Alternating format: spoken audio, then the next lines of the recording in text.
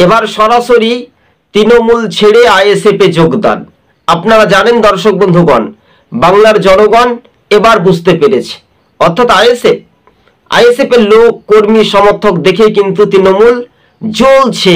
এতই অহংকার কিসের রাজনীতি? আপনার আজ আছে অহংকার, কাল থাকবে না। তৃণমূলের কিন্তু পতাকা ধরা সেই লোকটা কিন্তু থাকবে না। বাংলার মানুষ জেগে গেছে। আর এই যে চালাক নাটকবাজি কতটা চলবে?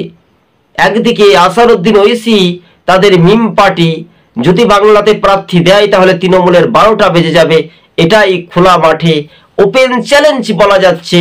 তাই টিভি সকাল ইউটিউব চ্যানেলটি আপনাদের সঙ্গে যখন আমরা প্রতিবেদনটি তুলে ধরি, তখন এই যে একটা অহংকারের রাজনীতি, শাসকের দাম্ভিক অহংকার, সে অহংকারের রাজনীতি পতন নিশ্চিতভাবে ঘটছে। যারা অভিনেত্রী তারা আইন মতো বা রাজনৈতিক মহলে তাদের কি কোনো একটা ধারণা রয়েছে? আপনারা জানেন এর আগে ছিলেন নুসরাত জাহান, মিমি চক্রবর্তী, এছাড়াও সায়নী ঘোষরা যে মন্তব্যটা করেছিল বিগত দিন থেকে ভাঙড়ের মন্তব্য করেছিলেন পীরজাদা নওশাদ সিদ্দিকীর বিরুদ্ধে। তিনি বলেছিলেন যে তোমার দেখা নাই রে। আজ তৃণমূলের সংখ্যালঘু ভোট কেটে কার লাভ হবে? তখন তৃণমূল তোমার দেখা নাই রে।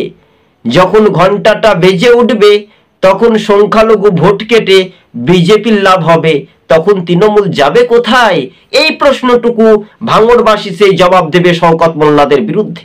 তাই মানুষ জনগণ জেগেছে, তাই এবার আইএসএফ এর দিকে কিন্তু এগিয়ে যাচ্ছে, তাই না? হ্যাঁ দর্শক বন্ধুগণ, খেলা কিন্তু জমবেই। শাসকের সঙ্গে চোখে চোখ রেখেই সেই অর্থাৎ আব্বাস সিদ্দিকীর ভাই নওশাদ সিদ্দিকী তিনি একাই 100, সেই বিধায়ক তিনি আবার জয় হতে চলেছেন 26-এর নির্বাচনে। যতটুকু 21-এর নির্বাচনে কম মার্জিনে জয় হয়েছিলেন তার দ্বিগুণ মার্জিনে জয় হতে চলেছে, জয় হতে পারে, এমনটাই সূত্রের খবর। হ্যাঁ দর্শক বন্ধুগণ, কিন্তু তৃণমূলের বিরুদ্ধেই মানুষ আজকাল গর্জে উঠছে। তাই এই গর্জন তৃণমূলকে দিবে আগামী দিন বিসর্জন। তাই আপনারা আজ না হলে কাল আপনাদের বাংলার মানুষকে সেটাই কিন্তু একটা জাগরণ ভাবে জাগিয়ে তোলার একটা উদ্দেশ্য বা অনুপ্রাণিত ভাবে আমরা দেখতে পাচ্ছি। অতএব সুতরাং দেখা যাচ্ছে তৃণমূলের ভোট ব্যাংক কমছে। আইএসএফ একটা আগামী দিনে কুলপি, উত্তর 24 পরগনা, দক্ষিণ 24 পরগনা, ঠিক আছে, এইসব আসনগুলো কিন্তু ভোট কাটবে। ভোটে জিতুক আর না জিতুক তৃণমূল হারবে, এটাই খোলা মাঠে চ্যালেঞ্জ করানো হচ্ছে। হ্যাঁ দর্শক বন্ধুগণ, আইএসএফ ভালো ফ্যাক্টর হতে চলেছে। তাই শাসকের ভোট কিন্তু কমছে, সংখ্যালঘু ভোট কিন্তু কমছে। হাজার মানুষ আইএসএফ এ যোগ দেওয়ার একটা জল্পনা তুঙ্গে রীতিমতো শুরু করে দিয়েছেন। আপনি কোথায় যাবেন? বাংলার মুখ্যমন্ত্রী আপনি হেরে যাবেন।